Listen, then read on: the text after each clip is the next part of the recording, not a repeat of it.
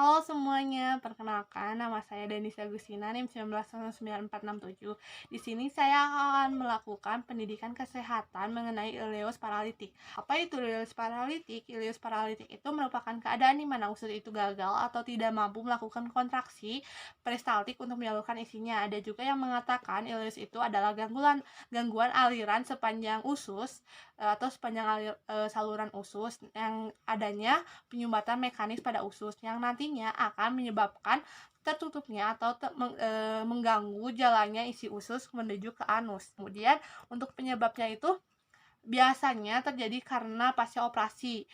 Penyebab tersering dan tidak hanya berupa operasi intraperitoneal atau operasi di daerah abdomen, akan tetapi bisa juga karena operasi retroperitoneal atau operasi yang selain di abdomen atau di perut. Nah, tapi ileus paralitik ini tidak bisa dijadikan penyebab utama karena biasanya ada penyebab utama lain yang menyebabkan ileus paralitik seperti itu.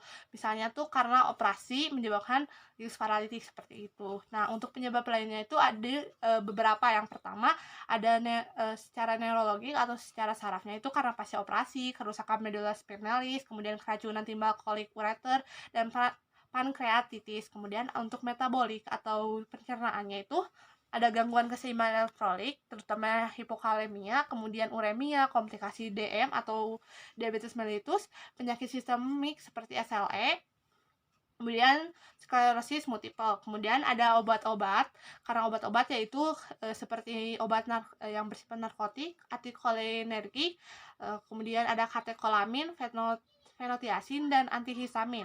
Untuk kemudian ada infeksi. Nah, untuk infeksi ini tuh ada seperti infeksi pneumonia, empiema, urosepsis, kemudian peritonitis, infeksi sistemik berat lainnya. Kemudian ada karena iskemia usus. Untuk tanda gejalanya, biasanya pasien yang mengalami penyakit ileus paralitik itu mengeluh perutnya kembung atau abdominal distension, kemudian anoreksia, mual dan juga obstipasi.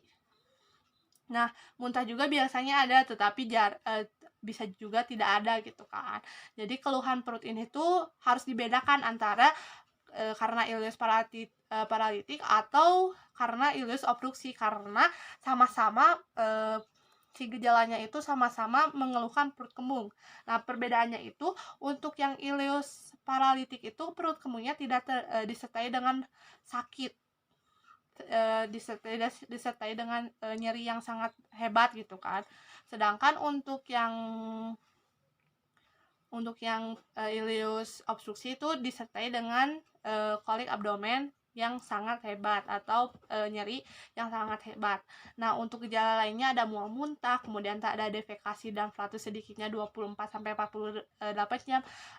Itu teh mengeluarkan gas dari tubuh. Tidak ada berarti ya selama sehari sampai 2 hari. Kemudian saat ditekan perutnya itu ada nyeri dan juga bising ususnya menghilang. Kemudian untuk gambaran radiologisnya, biasanya semua usus itu mengembung dan berisi dengan udara. Untuk komplikasi yang akan terjadi jika seseorang mengalami ileus peristaltik ini, yaitu ada nekrosis usus, perforasi usus yang disebabkan obstruksi yang sudah terjadi terlalu lama pada organ intraabdomen, kemudian ada peritonitis yang disebabkan absorpsi toksis dalam rongga peritoneum sehingga terjadi peradangan atau infeksi yang hebat pada intraabdomen.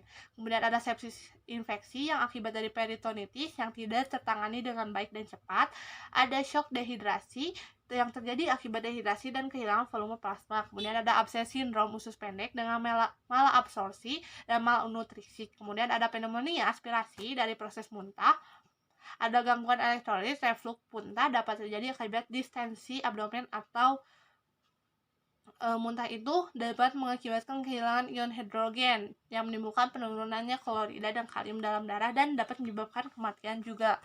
Untuk pengobatannya itu dibagi menjadi 3, ada yang konservatif, farmakologis, dan operatif. Untuk yang konservatif itu seperti dirawat di rumah sakit, dipuasakan, kemudian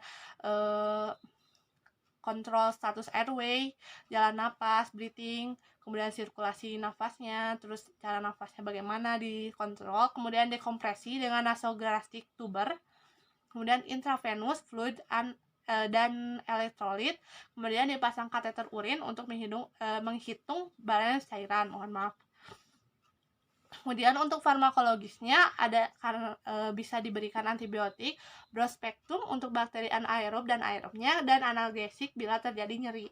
Kemudian untuk operatifnya biasanya diberikan ileus paralitik ini tidak dilakukan operasi bedah kecuali disertai dengan peritonitis. Kemudian operasi ini dilakukan setelah dehidrasi dan dekompresi nasogastrik untuk mencegah sepsis sekunder atau ruptus usus. Operasi ini diawali dengan laparotomi, kemudian disusul dengan teknik bedah yang disesuaikan dengan hasil eksplorasi melalui laparotomi. Nah, terima kasih. Sekian dari saya. Wassalamualaikum warahmatullahi wabarakatuh.